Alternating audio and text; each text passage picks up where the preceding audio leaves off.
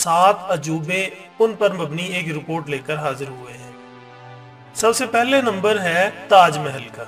नाजरीन, शाहजहां के दौर तक मुगलों की अजीम सल्तनत तकरीबन पूरे बरसगीर में फैल चुकी थी। मुगल सल्तनत के खजाने मुंह तक भरे हुए थे।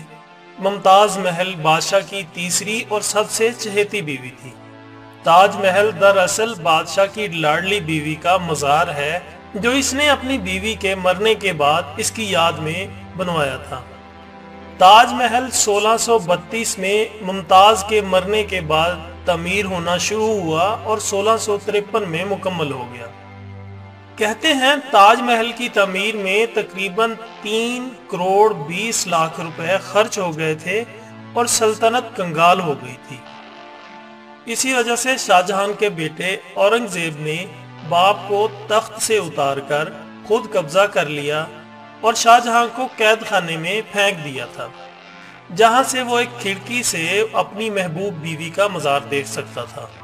नाज़रीन, ताज महल की तमीर उस्ताद अहमद लाहौरी और इनके बेहतरीन कारीगरों ने की। कहते हैं कि महल की तामीर के बाद शाहजहां ने सब कारीगरों के हाथ कटवा दिए थे ताकि वो दोबारा इस जैसी इमारत न बना सकें। ताज महल आज भी आगरा यानी इंडिया में अपनी पूरी आबोताब के साथ खड़ा है। पूरी दुनिया से लोग मोहब्बत की इस यादगार इलामत को देखने इंडिया का रुख करते हैं।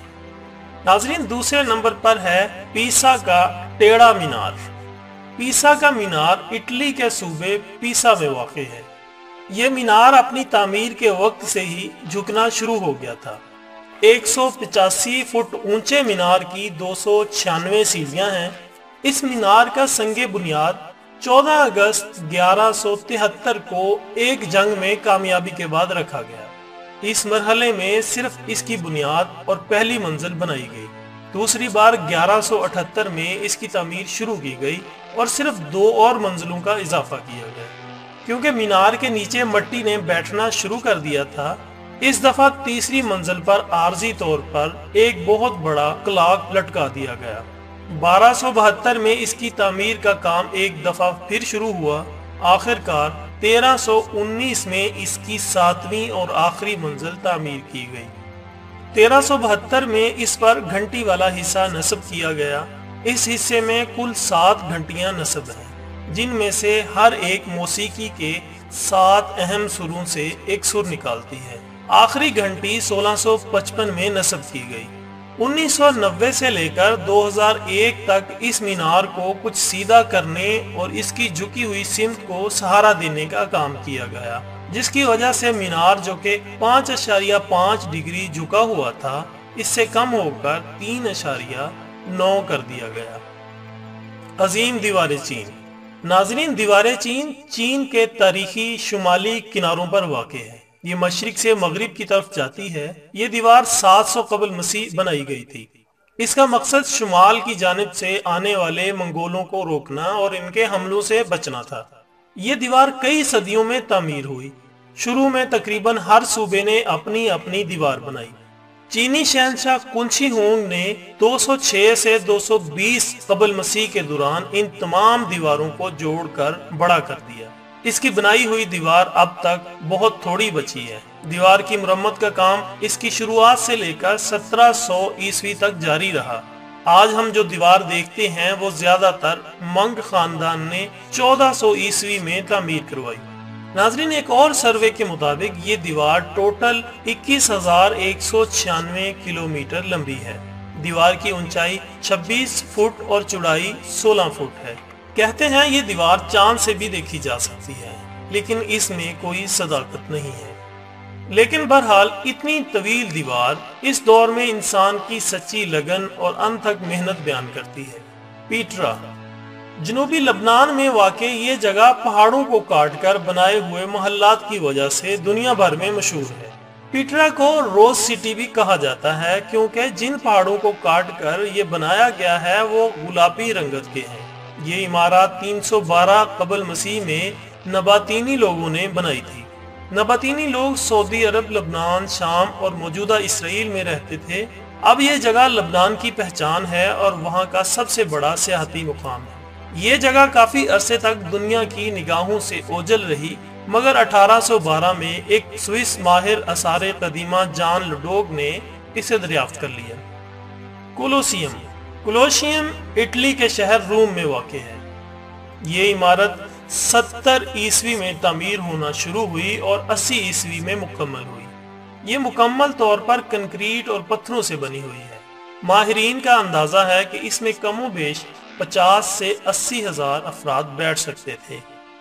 یہ عمارت انسانوں کی وحشتناک لڑائیوں جیسے کھیل تماشے کے لیے بنائی گئی تھی۔ بہرحال 21ویں صدی میں یہ اب بھی تباہ حالت میں کھڑی ہے۔ یہ عمارت کئی زلزلوں اور پتھر کے چوروں کی وجہ سے تباہ ہو گئی۔ کولوسیم عظیم روم کی پہچان تھی۔ اب یہ روم کا سب سے بڑا سیاحتی اور تاریخی مرکز ہے۔ 610 فٹ لمبی اور 515 فٹ چوڑی کولوسیم عمارت تقریباً 6 ایکڑ پر محیط ہے۔ اس کی بیرونی دیوار 157 فٹ اونچی ہے۔ چچن اطزا۔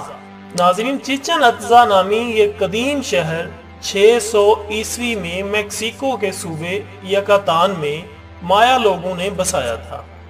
یہاں پر بے شمار عمارتیں اپنی اصل حالت میں موجود ہیں، مگر کئی زلزلوں کی وجہ سے تباہ ہو گئی۔ یہ شہر مایا تہذیب کا سب سے بڑا شہر تھا۔ چچن اطزا نام دراصل مایا زبان کا نام ہے، جس کے معنی ہیں اطزا کے کنویں کے منہ پر۔ مایا زبان میں اطزا پانی کے جادوگر کو کہتے ہیں۔ یہ شہر مایا تہذیب کا اکنامک گڑھ تھا۔ یہاں منڈیاں، بازار اور بڑی بڑی عمارات تھیں۔ ہر سال تقریباً 15 لاکھ لوگ اسے دیکھنے میکسیکو کی طرف منہ کرتے ہیں۔ Machu Picchu. ماچو پیچو، جسے عرف عام میں انکا کا گم شدہ شہر بھی کہا جاتا ہے، پیرو کے کسکو صوبے میں واقع ہے۔ سطح سمندر سے 7970 فٹ بلند ہے۔ یہ شہر انکا راجہ پیچا کوئی نے 1438 سے 1472 کے درمیان بسایا۔ یہ انکا تہذیب کا گڑھ تھا، مگر بدقسمتی سے انکا لوگوں کو یہ شہر تقریباً 1 صدی بعد ہی چھوڑنا پڑا، جب اسپینی لوگوں نے یہاں کے مقامی باشندوں کے خلاف جنگ شروع کی۔ پھر تقریباً 5 صدیاں یہ شہر تاریخ کے اوراق میں گم رہا۔ آخرکار 1911 میں اس شہر کو اس وقت بین الاقوامی شہرت ملی جب امریکن تاریخ دان ہرم بھنگم نے اسے دریافت کیا۔ تب سے ماچو پیچو سیاحت کی دنیا میں بہت مشہور ہوا۔